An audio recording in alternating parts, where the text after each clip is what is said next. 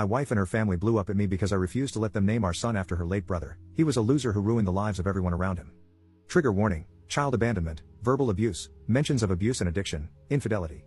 My wife, 26F, and I, 28M, have been together for 10 years, and married for 4 of those. My wife is pregnant with our first child, a boy, and she is due in early July. Now onto the issue that has arisen. My wife wants to name our son after her brother, who passed away a little over a year ago. Her brother, whom we'll call T, was her only sibling, and they were very close growing up, as they were only 2 years apart. However, her brother was not the most pleasant person. He was a substance addict starting from age 14 to 15, he stole from everyone around him including myself and my wife, he was abusive to all of his partners and his child, and he served several years behind bars. T was also abusive to my wife and her parents. He had a stay-away order from our home because he broke in while we were away and stole our TV, my wife's jewelry box, and one of my GNS. T passed away last year in April from a substance overdose, and it deeply affected my wife. It was her first major loss she has suffered, and she still attends therapy to help cope. When we found out we were having a boy, she immediately wanted the name to be T's name. I heavily disagreed, and I have offered many replacements, other family names like her father or grandfather's, but she will not budge. She wants our son to have the exact same name as her brother, first and middle. She has even gone as far as to say that if we name him something else, she will have it changed, or only call him by T. My final straw was when my wife ordered a blanket with T's name sewn into it for our son. I blew up and told her I was not naming our child after a substance addict who took advantage of everyone around him. My wife blew up at me, she screamed at me to leave, threatened to call the police if I didn't, and called me a piece of crap for talking about her late brother like he was trash. I did leave. I told her I would attempt to speak to her again about this once we had both calmed down, and I apologized for speaking about T in a negative way. I'm getting calls nonstop from her family, calling me names for speaking about T and not wanting to honor him by naming our son after him. My family is on my side, her family is on her side, and my friends are split on the matter. So, am I a massive jerk for not wanting this name for our child? Update 1. Hello, internet humans. Not sure if any of you remember my first post a few months back, but I just logged on and saw I had a few messages, so I figured I would post an update. So, if you recall from my first post, my wife and I were expecting a baby boy in early July, and our conflict was occurring over my wife wanting to name our son after her late brother. We got into a huge fight, some names were called, and threats were made, which led me to this subreddit to ask for advice and opinions from internet strangers. Well, a week after the post, I sat down with my wife, and we had a very long and difficult conversation. She broke down and admitted she was struggling more than she let on with the loss of her brother, and she told me she felt uncomfortable talking to me about it due to my feelings towards him and how he lived his life. I was devastated, to say the least. I have never felt like such a horrible partner. I was selfish, I failed to see him as anything more than his mistakes, and I failed to support my wife through his passing. It was a long talk with lots of tears, and we both agreed to be more open in the future and less judgmental.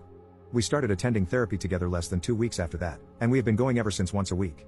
It was rough at first, but it has helped tremendously in dealing with the bumps in the road of marriage. As for our son, we came to an agreement on a name after lots of long discussions, a first name we both adored and her brother's middle name, just spelled differently. It was a good compromise for both of us, and it was my son's own name that no one before him had carried. We were both happy. Then, on July 3, 2022, my wife delivered a beautiful, healthy baby girl. To say that we were shocked would be an understatement. My daughter came home the next day, and since then I have still been in awe of how we created something so perfect. We didn't figure out a name until she was a week old, but I am happy to share that Eleanor Shea is what we came up with. We are still adjusting to life with an infant, but so far it has been nothing short of amazing. Thank you for your past advice, internet friends and strangers. Update 2. Op posting in r/infidelity 1 year after the last update. I'm just here to vent my frustrations and scream into the void about my current situation. I can't talk to anyone in my personal life about this. My wife is cheating on me, she has been for the past 2 months. I just don't understand. I don't even know where to start to begin to understand. We have a beautiful home, stable careers, we're not financially struggling, no substance abuse, and we attend therapy together. Our daughter is healthy, perfect. Our 6-year wedding anniversary is 3 months from tomorrow. We've been together for 11 years. I have spent the last 2 days examining everything about us under a microscope, trying to find when it went wrong. Where did I go wrong? When did she become unhappy? When did this life, our life, become unsatisfactory for her? For her to step outside of our marriage with some random guy she met on Facebook? For her to throw our family away? I just don't understand. I found out on Monday, completely by chance. My daughter's tablet was out of charge, so I grabbed my wife's iPad so she could watch her nighttime videos and go to sleep. My wife isn't home right now, she's on a trip and won't be back for another 4 days. I keep hearing message notifications dinging on her iPad while my daughter has it, so I took it to turn it on silent, only to see a man's name I didn't recognize with a little winky face next to it. I went through everything. They've done it all, met up, spent the night together, went on dates, they even have a romantic cruise planned for next month. The same cruise she told me was a bachelorette trip with one of her friends. All of these outings that I encouraged. She told me they were with friends, and I encouraged her.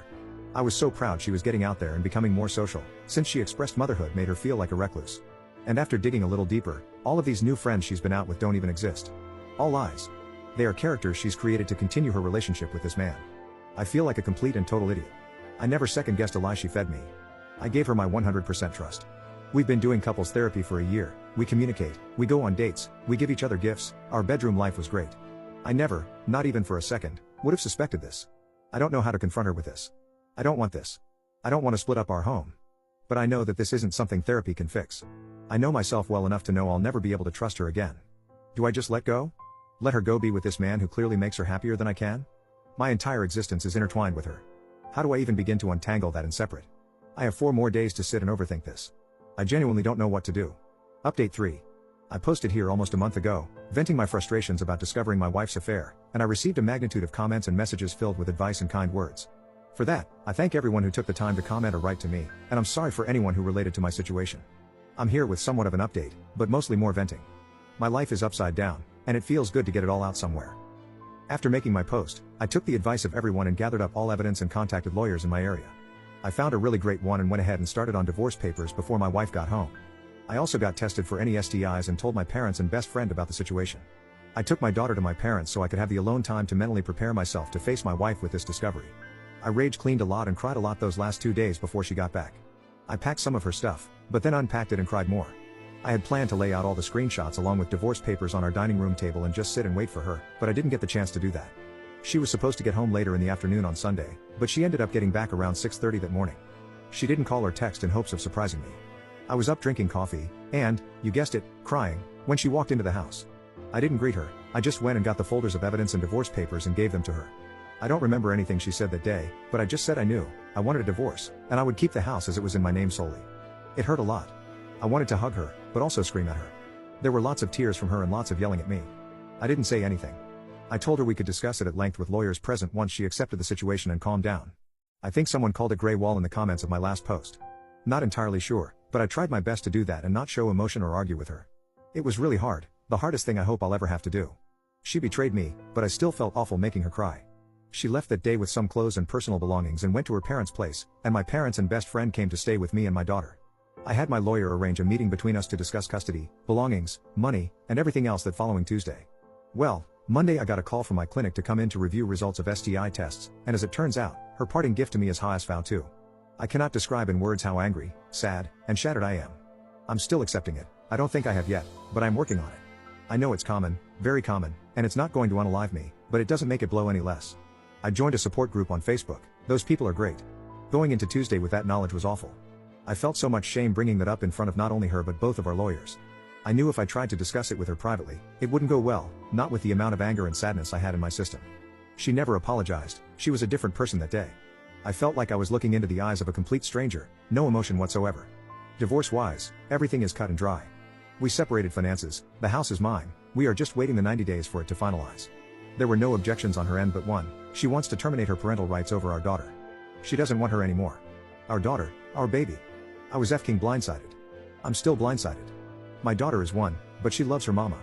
Mama was her first word. She's only 1. It's been 3 weeks, and the pain I have felt, the pain for my daughter, for my family, has been indescribable. I don't know who she is anymore. I don't know what changed or when it changed, but it terrifies me. I feel like my entire life was pulled out from under me. I haven't talked to her, per lawyer's advice and my own fear of what I would say. She hasn't seen our daughter, she told me that day she didn't want to. She didn't want any pictures from our home, any memories. Just her clothes and electronics. I don't understand any of it, and I don't think I ever will. We have to go to court for her petition to terminate rights, and I don't want to look at her. I just can't accept this as reality right now, not after everything. I'm trying as hard as I possibly can to keep a positive outlook on everything and be strong for my family and my baby, but this has been so hard. I hope a year from now I can look back and say I survived that, but right now it feels impossible to even see next week. I'm not suicidal, so don't take it as that. I'm just emotionally, mentally, and physically demolished. Absolutely demolished. Update 4.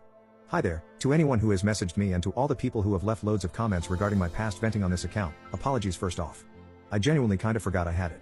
I'm not much of a Reddit guy, but I've been getting into TikTok lately and saw a video about a super depressing Reddit story, which reminded me of my own super depressing Reddit story lol.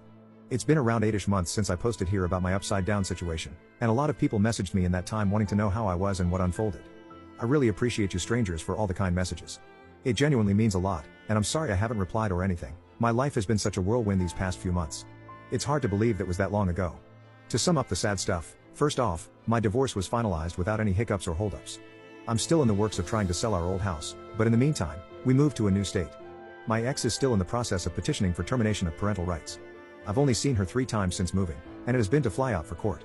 I was granted temporary full custody in the process, per her request and suggestion, and she was not mandated any visitation and has denied any offer of it.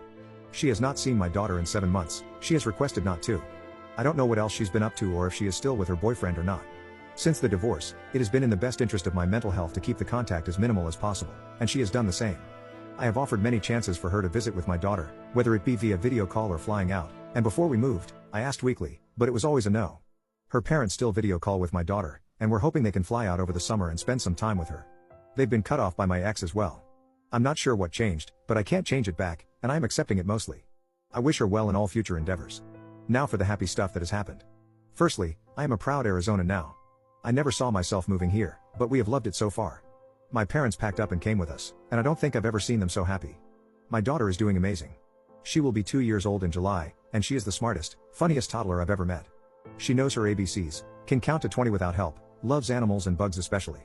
She thinks farts and a cow mooing are the definition of comedy, and she doesn't know, but she has been my biggest motivator to heal from this whole ordeal and be my best self. Like I genuinely don't know how I helped make such an awesome kid. The more her personality grows, the more in awe I am of just how cool she is. I could talk for days about her, so I'll cap it here before this ends up being a Harry Potter length post lol. As for myself, I'm in therapy and have been throughout these 8 months, and I'm in a much better headspace.